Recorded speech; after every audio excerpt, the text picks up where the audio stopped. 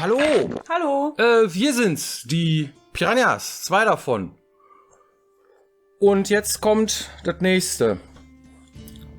The next generation. Yay. Next Gen, ja. Sind da auch schon alle fleißig irgendwie am Vorbestellen und so. Das ist totaler Wahn bei uns in der Firma losgebrochen. Also unglaublich, ja. Also es ist ja unordentlich. Der Kollege hat so oft draufgeklickt, so kriege ich eine, hat er 3. Das stimmt. Wer war das? Der Harry oder was? Nico, der fragt in der ganzen Gruppe rum. Ja, ich habe aus Versehen 3 bestellt. Will einer von euch vielleicht auch eine haben? Ich will. Naja. Na gut, aber warum macht man das denn? Was genau steckt denn dahinter? Ja. Und zu diesem Zweck haben wir weniger als 100 Leute gefragt. Sag mal, was erwartest du eigentlich von der Next-Gen-Konsole? Und die haben Folgendes gesagt.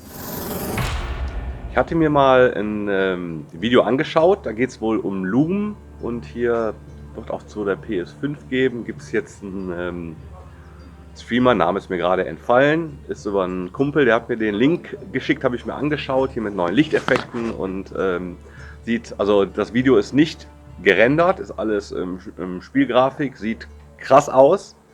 Die fliegt dann auch so durch so ein Canyon und so Inka-Pyramiden, ich weiß nicht, ob du das Video kennst, Björn, sehr beeindruckend. Ich kann mir vorstellen, dass Next-Gen-Konsolen halt so in der Art aufgezogen werden.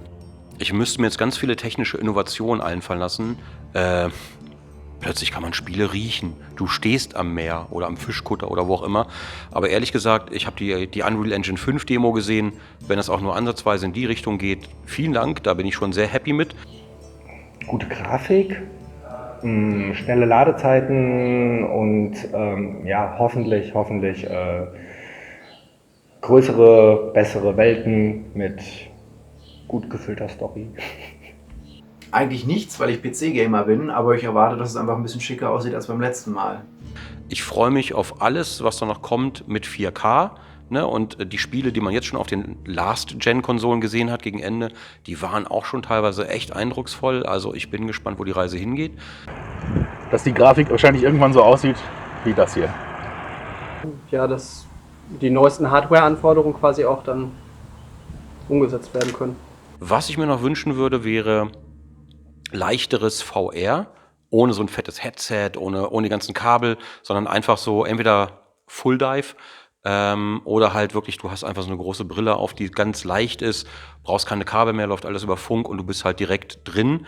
Oder auch, du kannst mit der Brille dann auch super Augmented Reality machen, was dann hoffentlich ein bisschen weiter geht, als Pokémon zu fangen, sondern du kannst dann zum Beispiel auch verbunden mit Google Maps oder sonst irgendwas, ne, wie der Microsoft Flight Simulator, kannst du dann zum Beispiel in der realen Welt rumlaufen und machst dann da deine RPGs zum Beispiel. Fände ich auch wahnsinnig spannend, außer dass du überall Idioten rumlaufen hast, die mal Hu machen und es sieht wahnsinnig beschissen aus, wenn du selber nicht mitspielst. Ja, größer, schneller, breiter, geiler, schneller, hochauflösender, 3D, alles, ne? Ja, das ist ja das Mindeste. Das ist das Mindeste. Also, wenn ich, ne, es muss besser als PC sein. Ne? Ist ja nie. Ne? In dem Moment, ja, wo das Ding aus der Wand kommt, ne, also aus der Fabrik, ist das ja schon veraltet eigentlich. Ist ja Alteisen, ne? Ja. So wie unsere PlayStation 4 da unten, die wir immer noch zocken. Ja, oder die Xbox 360. Oder die Xbox 360, ja, sag mal nix. Ich habe immerhin den Ring of Death repariert. Ja, ne? Und das vor ein paar Jahren unseres Sohnes. Ja, weil das ist jetzt seine Konsole. Ne? Mit Overlord. Der schäbige Overlord. Schepper. Okay, also wie sieht's aus? Genau, wie sieht's aus? Ja. Das ist wie sieht sie aus? Eine viel diskutierte Frage tatsächlich. Da die war Konsole. Ich ein bisschen, also ich persönlich war darüber überrascht. Was denn? Wie viele Leute sich darüber mokieren, wie die Konsole aussieht. Ja, mehr gibt's ja auch noch nicht zu sehen, oder? Ja, aber ich fand's total geil. Es gab so Memes, ja? Also ganz viele Memes. Jetzt die neue Xbox Series X. Sie ist schon nicht mehr so richtig up to date, ne? Doch, aber also ich meine, allein die Namensfindung war schon interessant. Jedenfalls die neue Xbox sieht aus wie ein, ich hätte jetzt fast gesagt Kühlschrank, aber vielleicht ist es auch ein Turm. Ja. Ne? Und ganz ehrlich, mir persönlich war das total egal. Ja? Mir persönlich ist die Form nicht so wichtig, nur die Farbe. Muss also nicht zur Tapete passen, oder? Ja, also keine Ahnung, dann stellst du dir halt da so ein Türmchen hin. Oder du stellst dir da halt so eine Scheibe hin oder so. Ich bin Bochumer Und sie ist Schalker, ne? Das hättest du jetzt nicht sagen dürfen. Also irgendwas Gelbes, ne? Nein, ist ja Quatsch, ne? Weil Cyberpunk kommt auch in Gelb raus, ne? Also ist die Farbe jetzt so wirklich wichtig oder nicht? Oder? Ja, weißt du, ich bin halt für schwarz. Ja, da kann. Okay, das aber, ja, aber es gibt ja auch Leute, die sagen irgendwie, das muss irgendwie zur Garnitur passen und so, ne? Weil ich stelle mir das ja Ich weiß ja nicht, wie es bei den anderen aussieht, aber schwarz ist immer elegant, schwarz ist immer unauffällig, schwarz zieht alle Flusen an. Okay, das ist jetzt negativ. Aber, schwarz, ich mag schwarz halt. Ja. Und eine weiße Konsole ist immer so weiß. Ja, meistens so Eierfarben, ne? So wie so ein Taxi oder sowas, ne? Das ist ja noch schlimmer. So, oder, naja, mit so ein Weißgrau, so wie die Rechner früher waren und so, ne? Das ist auch so Tastaturen, die alten, ne? Heute ist ja dieser ganze fancy Shit mit Bling Bling und Glossy und Partikel, die da rausfliegen und kleine Engelchen, die aus dem Arsch. Blödsinn alles. Also ohne Scheiß. Ich meine, ist doch furzegal, wie das Ding aussieht, oder nicht? Ja, die interessante Frage ist, viele Leute vertreten halt die Meinung, wenn die Konsole eine bestimmte Form hat, dann kann sie zum Beispiel irgendwo reinpassen. Ich habe zum Beispiel einen... Aber warum bauen die denn so einen Klotz, der irgendwie so... Also ich meine, das macht doch, den kriegst du doch nirgendwo rein, Rumpel, oder? Ja, also ich meine, das ist jetzt eine Box, ne? Aber ich meine, das Ding ist irgendwie so und dann... Ne, also wie unsere Collectors Edition. Ja. Jetzt mal im Ernst. Also wenn ich jetzt unsere Collectors Edition mal nehme oder so, verstehst du? Und ich versuche die in irgendein Regal reinzu. Das funktioniert doch nicht, oder? Da muss ich die irgendwie... Also, ne? Ja, und deswegen sagen sie, wenn ich die so wie unter meinen Videorekorder, wir hatten heutzutage noch einen Videorekorder, runterschieben kann, dann passt es vielleicht in den Fernsehschrank. Ich weiß es auch nicht. Ja, wo tut man sich die Dinger hin? Auf der anderen Seite sind die Dinger natürlich auch immer größer, weil auch irgendwie mehr rein muss, weil geilere Grafik, irgendwie, das ist eigentlich nichts anderes als ein PC. Ja. Ja, ein PC irgendwie, und der hat auch mittlerweile die Größe eines PCs. Ja, das stimmt. Da hast du recht. Ist euch das wichtig, wie das Ding aussieht? Also so ganz abtun kann man es nicht, ne? Das ist schon, also je länger man sich drüber unterhält, es scheint wohl wichtig zu sein, ne? Ja, offensichtlich. Ja, und dann sind natürlich die ganzen, wie du sagst, die ganzen Memes irgendwie, ne? Empire State Building oder was da irgendwie. Hab ich gelacht. Ja, also es war schon ziemlich lustig. Nur, was können die denn jetzt wirklich? Es ist natürlich eine Selbstverständlichkeit, dass sie mehr kann als die davor.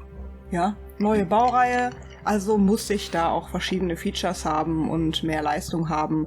Vielleicht nicht ganz so lange Ladezeiten, ne?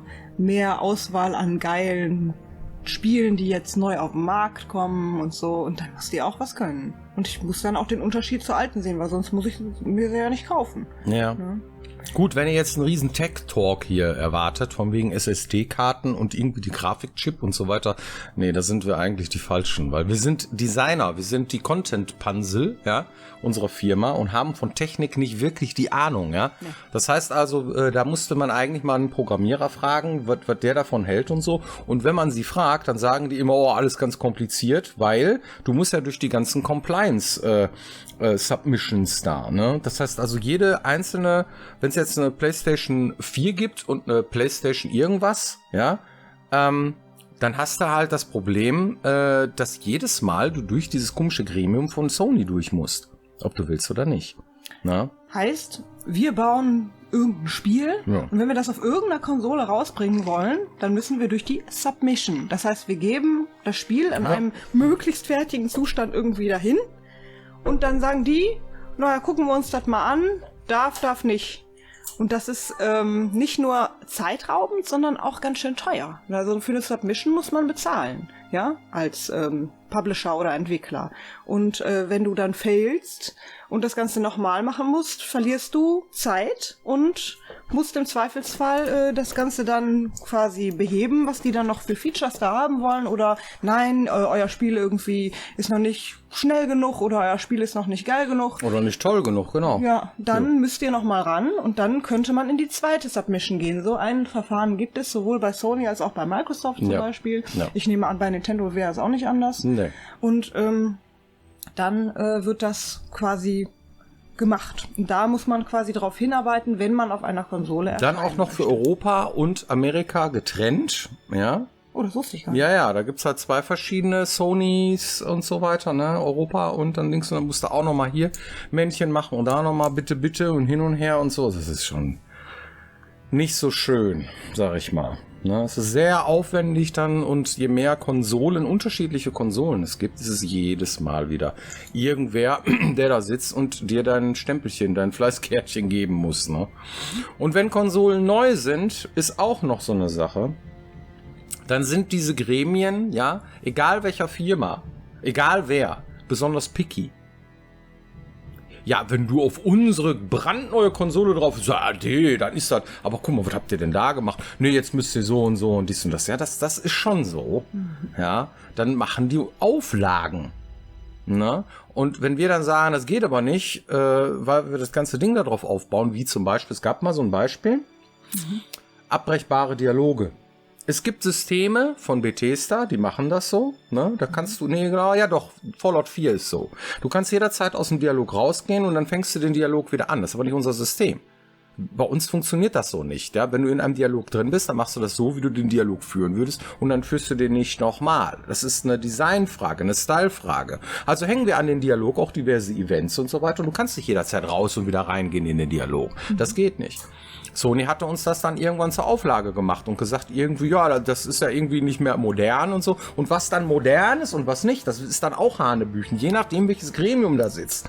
Da ist jetzt nicht irgendeine Firma mit gemeint oder irgendwelche Einzelpersonen. Das kommt halt so, ne? Dann kommen irgendwelche Leute auf Ideen. So, und dann sitzt du da und denkst dir, oh mein Gott, warum? Ja, weil ihr hier Defizite habt und da Defizite und hier Defizite.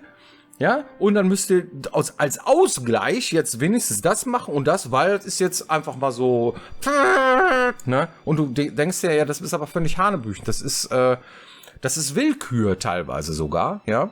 Und da kann man schon, sag ich mal, eine Zeit lang sich mit beschäftigen. Klar kann man das irgendwann schaffen. Man einigt sich dann. Das ist wie Vertragsverhandlungen so, ne? Die möchten ja gerne etwas, sie möchten, dass dein Spiel möglichst gut die Konsole repräsentiert, ja, und wir möchten, dass das Ding so gut wie möglich auf der Konsole dann aussieht und überhaupt darauf rauskommt. Und am besten so schnell wie möglich, so, ja. Und das sind halt so immer so die Diskrepanzen. Und je mehr Konsolen, unterschiedliche Konsolen, die Current Gen, also die Last Gen oder so, die sind ja auch noch irgendwie, ja, ich möchte aber, dass das bei mir auch noch läuft, das Spiel und so weiter. Das heißt, normalerweise sieht man zu, dass man möglichst frühzeitig als Entwickler ein sogenanntes Dev-Kit bekommt. Das bedeutet, du bekommst eine Entwicklervariante, das ist so ein Riesenkasten von irgendeiner Konsole, die dann irgendwann bespielt werden soll und dann kann man sich die schon mal angucken. Und manchmal sind die Vertragsverhandlungen so kompliziert, dass die von dir wissen wollen, kannst du das und das dann auch leisten? Und unser Eins sagt dann, ja, dafür müsste ich mir erstmal die Konsole angucken. Die haben gesagt, ja, du kriegst die aber erst, wenn du sagst, dass du es leisten kannst. Und dann gibt's halt so ein Hin und Her, solange bis man sich geeinigt hat. Und dann ist der ideale Fall, du bekommst ein Dev-Kit, kannst darauf dann quasi schon mal dein Spiel zum Laufen bringen und dann kannst du auch genau abschätzen, was du... Und das dauert alles. Mein Gott, dauert das. Die haben alle Zeit. Mann, haben die alle Zeit. So, und ihr sitzt da und scharrt mit der Hufe, wann kommt das Spiel endlich? Also, ist natürlich übertrieben, aber so ein bisschen ist das schon so, ne, oder? Ja, es ist halt viel Stuff. Ja. Also die Konsolen sind nicht daran schuld, dass wir jetzt irgendwelche Sachen verzögern oder irgendwie etwas länger dauert oder so, aber es kommt halt auf den Haufen, die zu tun ist, so. Und dann hast du halt viele unterschiedliche Dinge, die du tun musst und so, und das ist halt eine Hürde, die man nehmen muss. Gut, wir wollen nicht rumheulen, weil es ist auch schon geil, auf so eine Konsole überhaupt drauf kommen zu dürfen, ja, und das haben wir ja auch, wenn wir es wollten, eigentlich immer irgendwie hingekriegt. Stimmt. Ja. So. Ja, nächste Frage, die man sich stellt, ist, wenn ich mir so eine Konsole kaufen möchte, wonach entscheide ich denn, ob ich die haben will? Ja, die ist neu, ist geil, fertig. Nee. Nee? Nee. Oh. Das reicht mir nicht. Da müsste man alle Konsolen kaufen, ne, die es gibt, oder? Weil die haben alle ihre Vorzüge und Nachteile, oder? Genau. Und wonach entscheidest du dann wirklich? Nach den Spielen, die darauf rauskommen. Richtig. Genau. Also erstmal, was kann ich denn darauf spielen? Ne? Das heißt, die Launch-Titel und die Auswahl der Spiele, die ich darauf spielen kann, entscheidet bei mir persönlich auf jeden Fall, ob ich das Ding kaufe oder nicht. Ja. Gibt ja auch noch so Sachen wie Technologie, VR-fähig oder nicht. Oder wie damals hatten Blu-ray-Player oder nicht. Genau. Ja. Das heißt, Features, Hardware-Features gibt's auch, ne? Ja. Aber eigentlich, für mich persönlich, zählen eigentlich nur die Spiele. Ja, also das ist auch mein erster Impuls. Und wer so ein richtiger Vollblutspieler ist, der müsste eigentlich beides kaufen. Ja, wenn man sich das leisten kann, die Dinger sind ja auch ganz schön teuer. Und wir sind ja auch immer so clever, ne? Am besten kaufen wir uns dann eine Sony Playstation, weil die Exklusivtitel, die kriegst du dann nicht auf PC. Aber wenn was auf Xbox rauskommt, weil das dann Microsoft ist, kommt dann auch auf jeden Fall dann auf PC. Ich würde mich da nicht drauf verlassen, heutzutage, oder? Das ist so, man weiß es nicht, ne? Ja, die sind ja auch viel schießen ins eigene Knie, ne? Ja. Also. Spannend. Das ist echt spannend. Ja, also wir wissen es noch nicht, wenn wir ehrlich sind. Nö. So richtig wissen wir es noch nicht. Nein. Wir warten erstmal ab, ne? Ja. Also diese, ich glaube irgendwie die halbe Firma ist irgendwie wir kaufen jetzt die Konsole, Fieber oder so, ja, aber ich bin da noch nicht so richtig angefixt, muss ich ehrlich sagen. Ich höre mir das gerne an und das ist auch super spannend, keine Frage, aber ich muss jetzt nicht sofort die nächste Konsole jetzt sofort vorbestellen und jetzt gucken, dass irgendwie, aber ich kann das verstehen, wenn das jemand macht, weil zuerst kommt mal zuerst, ja. Und dass man sich darauf freut, ne? Dass du denkst so, wann kommst du denn und so, und dass du das irgendwie wie so ein Spielzeug zu Weihnachten irgendwie, ja geil, jetzt habe ich es endlich. Ja. Das ist eine tolle Sache und es gibt ja auch diese Fronten irgendwie, nein, aber die PlayStation ist das Nonplusultra und die anderen sagen, ja, aber die Xbox ist doch viel geiler, die hat doch hier irgendwie dieses eine Feature, was die Grafik besser macht und bla bla bla. Ja. Die hat 2 RAM mehr. Ja. Naja, dann also ich finde beide geil, ich hätte sie auch gerne beide, aber nicht jetzt. Ein Programmierer von uns, der Name wird hier nicht genannt, ja, sagt ihm, komm, geh mir weg, ey, ich warte erstmal, bis die Scheiße gepatcht ist. Ne? Weil ich kenne die Kacke, die Retourenkutschen da, die habe ich mitgekriegt und Ring of Death und was nicht alle und so. Da warte ich erstmal, bis dann die nächste Generation kommt von den neuen Dingern, die jetzt rauskommen. Ja, kann auch ein Kriterium sein. Kann auch ein Kriterium sein. Ne? Aber ja gut, okay, dann hast du dich halt mal verkauft, ne? Gut, wenn du dein ganzes Taschengeld darin investiert hast und das Scheißding läuft nicht, ist natürlich schon echt bitter. Ne? Kann passieren. Wollen wir es nicht hoffen, ne? Weil wir wünschen niemandem irgendwas Böses, so, ja. Aber solche Dinge passieren halt. Wir wissen ja, wie kompliziert dieser ganze Scheiß ist, ne? Und ja, schauen wir mal. Wird spannend. Ist ja jetzt schon spannend bei den Vorbestellungen. Ja, auf jeden Fall. Ja. Echt. Werden wir das mal weiter beobachten. Ja. Was mit euch? Xbox, PlayStation, PC? Schon vorbestellt? Master Race, PC, ja? Ja, gibt Leute, die schwören auf den PC, ne? Da kriegst du sie auch nicht von weg. Auch okay. Das ist so wie der deutsche Wald, ne? Der stirbt schon seit 16 Jahren, ne? Und so ist es mit dem PC einfach irgendwie, ne? Und irgendwie der Markt, da wird immer kleiner und so. Dafür gibt's auch immer mehr Zocker, so, ne? Die Gamer-Gemeinde, die steigt und wird größer und hat Bock und dies und das. Ja, und die ganze Twitch-Discord-Generation irgendwie und Multiplayer Steam sorgt ja auch dafür, dass das weiterlebt. Kommst du auch nicht drum rum, ne? Wenn du da mitmachen willst und Twitch und Zeugs und so. Ja, so ist das. Gut, dann gucken wir mal. Hast du eine Community-Frage? Ja, da hatte einer gefragt. Björn hat letztens die Karl-May-Reihe durchgeschaut. Ja. Punkt. Ja. Da geht doch etliches an Zeit weg. Was? Wie schafft ihr das eigentlich, alles unter einen Hut zu bekommen? Arbeit, Promo-Aktivitäten, Familie? Macht ihr da sowas wie einen Zeitplan oder wie habt ihr das geregelt? Also das kann man ganz simpel auf einen Punkt bringen. Wir sind irre. Ja, wir sind irre. Also wir sind nicht normal, also nicht ganz normal. Also unsere Freizeitbeschäftigung besteht zu einem großen Teil von diesen ganzen Mediengedöns, kann ich sagen, ja. Das heißt, Twitch, Streaming, Games, Let's Plays gucken, Community-Treffen, wenn du so willst. Wir treffen uns mit unseren Freunden, die haben immer irgendwas mit Games und Medien zu tun, YouTube, irgendwie sowas, ja. Und deswegen merken wir das gar nicht, ja, an welcher Stelle wir arbeiten und an welcher Stelle wir Freizeit haben. Gut, ein bisschen organisatorisch ist es schon dabei, wenn man sich den normalen Tag aufteilt. Ne? Ja. 8 Stunden Arbeit, kommst du nach Hause, ist erstmal Kinderzeit. Ne? Und wenn die Kinder dann zu Bett gehen, dann hast du immer noch ein bisschen was vom Abend übrig, wo du dann zum Beispiel nochmal Karl-May gucken kannst. Oder Jenny streamt mit ihrem Nachtvogel 83. Ab und zu. Ist halt selten. Ganz selten, aber ist halt doch Freizeitbeschäftigung und hat irgendwie latent damit zu tun. Ich hatte Musik komponiert für den nächsten Titel und da habe ich mich irgendwo inspirieren lassen wollen und so weiter, ne? Und dann habe ich halt Karl May geguckt, ne? Mit dem Martin Whitlow, der das da gemacht hat. Der hat ziemlich gute Musik gemacht, so damals, zumindest so ein paar Ansätze davon. Und dann bin ich darauf hängen geblieben, weil ich dachte, ach, Lex Barker ist eine geile Sau, gucke ich doch das Ding durch, so, ne? Weil irgendwo am Abend muss man die Seele baumeln lassen. Und am Sonntagmorgen ist immer so dieses Ferienkalender aus den 80ern, vielleicht kennt ihr das noch, ne? Jetzt kommt ein Karton und irgendwie so Pippi Langstrumpf und so ein Zeug, und wenn die Kinder dann da sind, ne, und dann kannst du keinen Horrorstreifen à la Saw oder sonst was reintun, ja, dann guckt man halt irgendwas Gemäßigtes, und Karl-May-Filme kann man gucken. Das ist das, was wir meinen mit organisatorisch, ne? Und wenn wir mal irgendwo hinwollen oder so, dann müssen wir mal gucken, was machen wir mit den Kindern? Gehen die zu Oma? Geht nur einer von uns beiden und der andere bleibt zu Hause und so? Ja, das ist schon, ne? Also einfach mal auf der Couch liegen und da rumgammeln so, ach, mir ist langweilig. Das gibt's bei uns nicht. Nie. Ja. Gut, wir hoffen, das hat die Frage beantwortet. Und wir haben eine Trophy-Box. Ach. Boah. Ja, guck mal hier. Boah. Das ist mal ein Ding, wa? Der Jan Theisen, der hat mir das geschickt, ja, weil wir sehr viel mit DevPlay zu tun haben. Das heißt also, wenn ihr auch mal andere deutsche Entwickler sehen wollt, irgendwie, die über ihre Arbeit reden, so wie wir das hier machen, ja, DevPlay, also wie Developer und dann Play, DevPlay, ein Wort. Könnt ihr auch bei YouTube finden, da ist meine Glatze auch ab und zu mal zu sehen. Und auch unter anderem der Jan Theisen.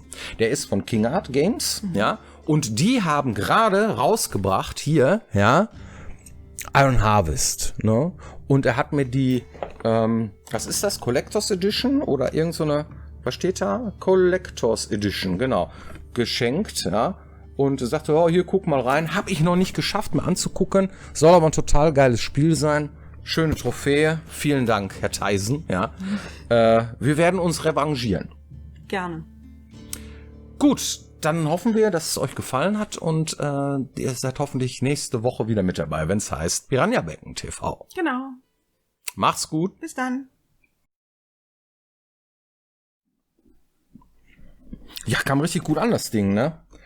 Also damit haben die auf jeden Fall schon mal richtig fettes Ding gemacht mit ihren Iron Harvest. Ich bin ja selber kein RTS-Spieler, aber der Artstyle ist super geil. Toll.